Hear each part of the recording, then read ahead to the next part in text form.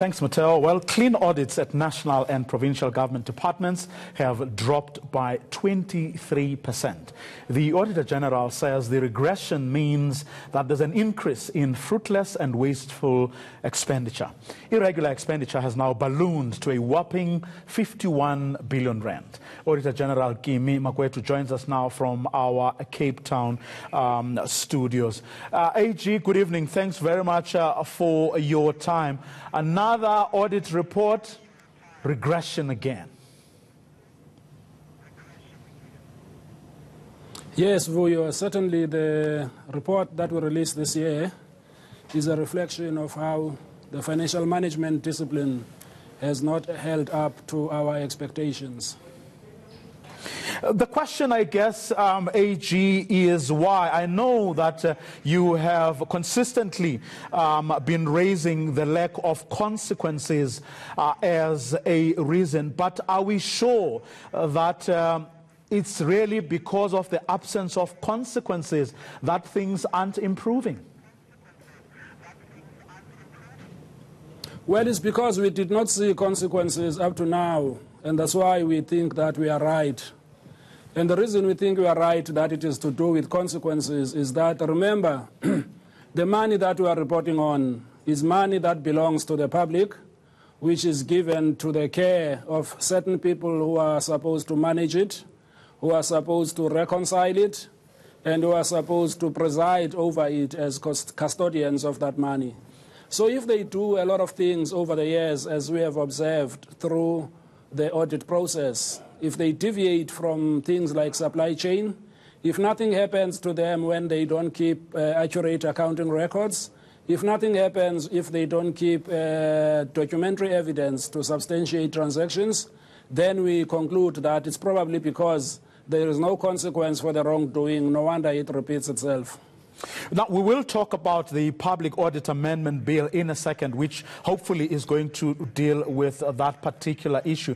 But I want us to go, you spoke earlier about broken financial controls and the serial offenders among the departments. I mean, isn't there, or is it something that is even within your purview to actually sort of specifically focus on those departments and do something extraordinary, to actually whip them into line? Well, I guess the ordinary thing that we do, as you know, is to audit them and to report about our findings on them. And quite certainly, with the coming into effect of additional powers, it is probably going to highlight some extraordinary steps. On our part, Vuyo, under the current system, there's nothing really extraordinary you can say we must do, because the audit itself is sufficient to shine the light into areas where there is financial abuse. I think we've done quite a lot over the years as far as the audit process is concerned. Again, Vuyo, if you go back to who does this money belong to? It belongs to the general public. It is entrusted in the care of certain people who are trusted to do something correct about it. If they don't do it and they see opportunities to divert it elsewhere and they know that there's not going to be an inquiry that follows, however, what's going to happen is the following year they are still in the role and they still do exactly what they were doing. And that's what we think is causing there to be this non-movement in respect of positive outcomes. And positive outcomes in audits are a reflection of the transparency and the accountability with which those monies are being handled. Will the Public Audit Amendment Bill, which has been signed into law, actually correct this? There are many things that can correct this, Vuyo, and the amendment to the Public Audit Act is just one of those. Because remember, an accountability system like we have depends on many players kicking into action.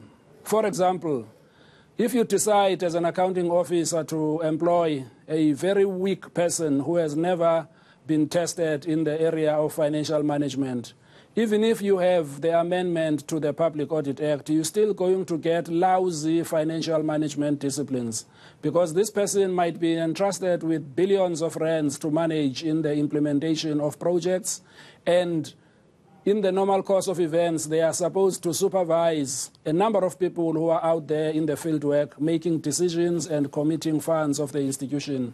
Now, the ability technically to create an environment where you can control their accountability through those people is quite a massive task. Now, the reality is that if you've got somebody who does not have those minimum competencies to carry out that job, whether or not you have the extended powers of the Auditor General, you will end up with a lousy audit outcome. You will take many steps before you recover that money that could have been lost as a result of that weaker individual in that role. But however, having said that, the Public Audit Act over the years has never had the chance to get to pick up some of the material irregularities in the financial statements that we audit. What we're going to do now, we are going to identify specifically whether in certain accounts there are material irregularities, and the law empowers us to take it to the next step, and that is to issue recommendations around it. And if those people charged with this money do not act on those recommendations, we also have the opportunity to make them pay for it, in essence, through the issuing of a certificate of debt. So a combination of those powers are useful, I think, in enhancing the ability to bring back accountability. But you've got other things to do. You need executive authorities in the form of councils, in the form of ministers, and others who are in the oversight chain to also insist on exercising their own oversight. Well, that's precisely why I asked at the beginning, AG, as to whether the lack of consequences was the only reason we are where we are. Because, as you say, I mean, if people with no technical ability to do the books are employed, if principals appoint people who are unsuitable, then we're still going to be exactly where we are today. Well, I guess the issue you are referring to also has got its own brand of consequence, isn't it? I suppose, in the sense yes. that if you have discovered that one of the reasons that you persistently get disclaimed audit opinions is because you've got somebody who does not have the requisite competencies doing that job. Now, the consequence for fixing that problem is to reassign that person to an appropriate responsibility where they do not have to worry about accounting for our funds. So in essence, this issue of consequence is broad. It's not about taking somebody to jail. It's also about reminding somebody that this is not a suitable role for you. You probably would do better in a different role, because that's the reality. Now, if you don't do proper due diligence when you employ people, you end up with those situations. And if you do nothing about it, it might be that this is a way to facilitate exiting of funds, because the one who presides over them does not have the capacity to ask the deeper and searching questions. Of course, I mean, the Public Audit Amendment Bill doesn't extend to political principals, for example, some of whom are notorious for insisting that certain people be employed precisely because of something you've just alluded to, because they want certain decisions taken so that they can get what they want out of the system. Well, it is in this context, I think, that a lot of these key players in the system will wake up to the fact that if I'm an accounting officer and somebody above me, who is a politician, let's argue, insists that I shall award contract A to entity B, I now have an opportunity to stand up and refuse to do that, because if I don't, and there is a finding that is substantive enough to direct the certificate of debt at me as an accounting officer, I better think twice about whether I will continue to say yes to those instructions, to that kind of inappropriate influence. So it goes both ways. It's not so much a case of they are isolated, but it also gives them the power to say no. Because if somebody insists that you must divert funds away from the normal, transparent processes, you can only remind them that if I do that, I will be the one who pays the bill at the end when the audit finding catches me.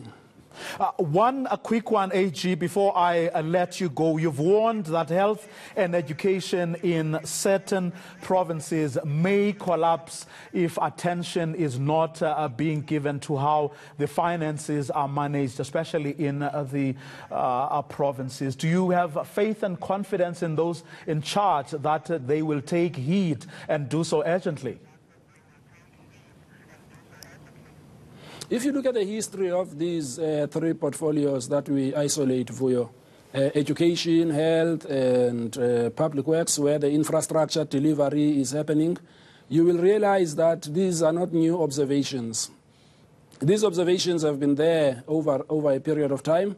I think what you are saying here is that one of the features that are prominent in some of these, particularly in health, is the level of claims that have been raised, among others. Sometimes due to negligence in certain areas, we don't know, they can only be proven once they are tested.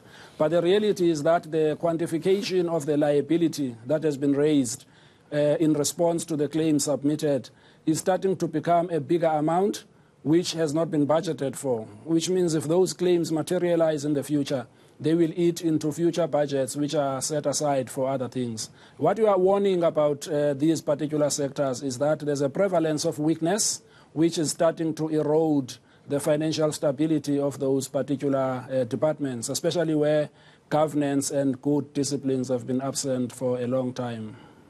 So it's a caution, and it's almost a sounding of caution or on a slippery path that, if not arrested, could become a nightmare to recover. Mr. Makwetu, thank you very much for your time.